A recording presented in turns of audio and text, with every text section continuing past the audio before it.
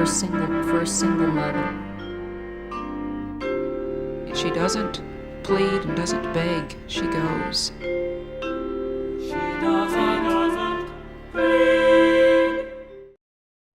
The story of Hagar is told in two couplets.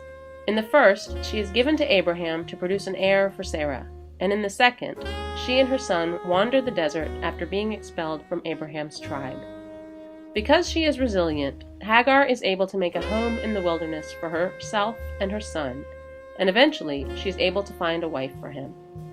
Although a survivor, her story is ultimately one of an abused woman forced into exile from her community, and it is not uncommon to the lives of many women today, who take strength in her tale. Hagar is an Egyptian woman given to Abraham's wife, Sarah, as a gift from Pharaoh. Scholars debate whether Hagar is Sarah's slave.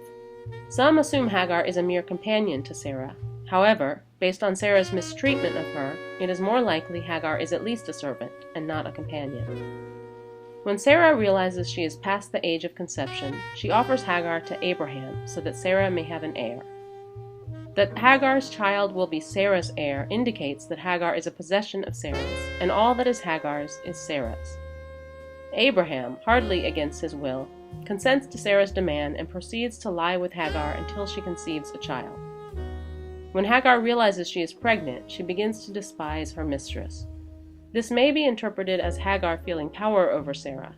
However, is Hagar's bad attitude toward Sarah a result of feeling violated and abused, rather than feeling superior? Sarah mistreats a pregnant Hagar so badly that she feels it would be better to flee to the dangerous wilderness than to remain with Sarah. There, Hagar is visited by an angel of God who commands Hagar to return to Sarah, regardless of the abuse she must endure from her mistress. Recognizing that her unborn child's needs are more important than herself, Hagar reluctantly returns to Sarah and bears a son. The passage of the angel talking with Hagar is the first time a divine messenger speaks with anyone in the Bible. Additionally, she is the first person in the Bible to speak God's name. And she called the name of the Lord that spoke unto her, Thou the God who hast seen me. These are both signs of Hagar's significance in the literature. In the second couplet, Sarah has conceived a child of her own and given birth to Isaac, who is favored by God over Hagar's son, Ishmael. Sarah is threatened by Hagar's son and worries that Abraham's Egyptian offspring will share the inheritance with Isaac. In this, we see early signs of prejudice, but based on nationality rather than ethnicity. Sarah finds disfavor with Ishmael and Isaac playing together, and commands that Abraham expel Hagar and her son. Remorsefully, Abraham expels Hagar and Ishmael with 1 loaf of bread and 1 jug of water to endure a lifetime in the wilderness. Hagar leaves Ishmael under a tree while she weeps. However, an angel of God hears Ishmael's cries, shows Hagar a spring, and the two are saved from death. In this couplet, Hagar's emotions are marginalized. Abraham only feels remorse for having to expel Ishmael, and God responds to Ishmael's cries, even though it's Hagar, not Ishmael, who is said to be crying. Hagar has become invisible to both man and God. Because Hagar is resilient, she survives in the wilderness and is able to provide for herself and her son. And although we can see positives in her narrative, speaking with God's messenger, surviving the wilderness, marrying off her son, we must recognize that she is an exiled woman who never returns to society. Even though she marries Ishmael to an Egyptian woman, Hagar chooses to remain in the wilderness instead of relocating to a tribe.